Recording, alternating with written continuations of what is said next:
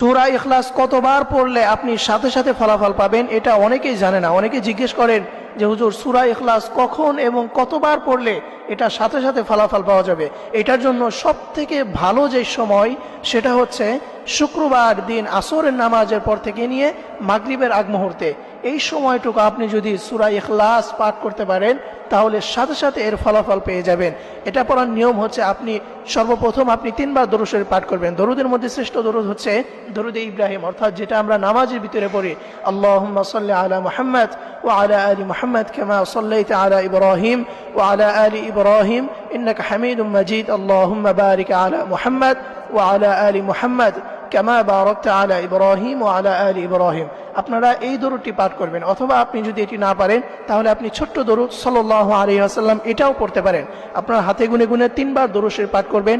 এরপরে আউযু বিল্লাহি মিনাশ শাইতানির রাজিম এবং বিসমিল্লাহির রহমানির রহিমের সাথে আপনারা সূরা ইখলাস হাতে গুনে গুনে 11 বার পাঠ করবেন এবং শেষে আবারও 3 বার দরুদ শরীফ পাঠ করবেন।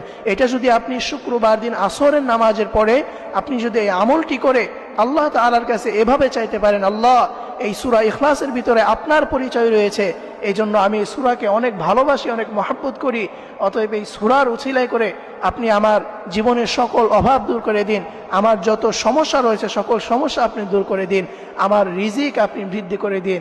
তাহলে আল্লাহর কসম করে বলছে আপনি যদি এইভাবে আমল করে আপনি যদি আল্লাহর কাছে বলতে পারেন, ইনশাআল্লাহ ইনশাআল্লাহ আল্লাহ রাব্বুল আলামিন অবশ্যই আপনার সকল সমস্যা দূর করে দিবেন এবং আপনাকে রিজিক দ্বারা ভরপুর করে দিবেন। সুবহানাল্লাহ।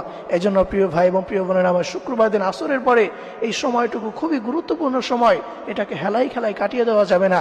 এই সময়টুকুতে আপনি এই সূরা ইখলাসের আমলটাও করবেন, তাহলে ইনশাআল্লাহ আল্লাহ রাব্বুল আলামিন আপনাকে এই পরিমাণ রিজিক দান করবেন যেটা আপনি কোনোদিনও কল্পনাও করতে পারবেন না। আল্লাহ রাব্বুল আলামিন সকলকে এই সূরা ইখলাসের আমল করে তাদের রিজিক বৃদ্ধি করার তৌফিক দান করুক। সকলেই পড়ি আমিন।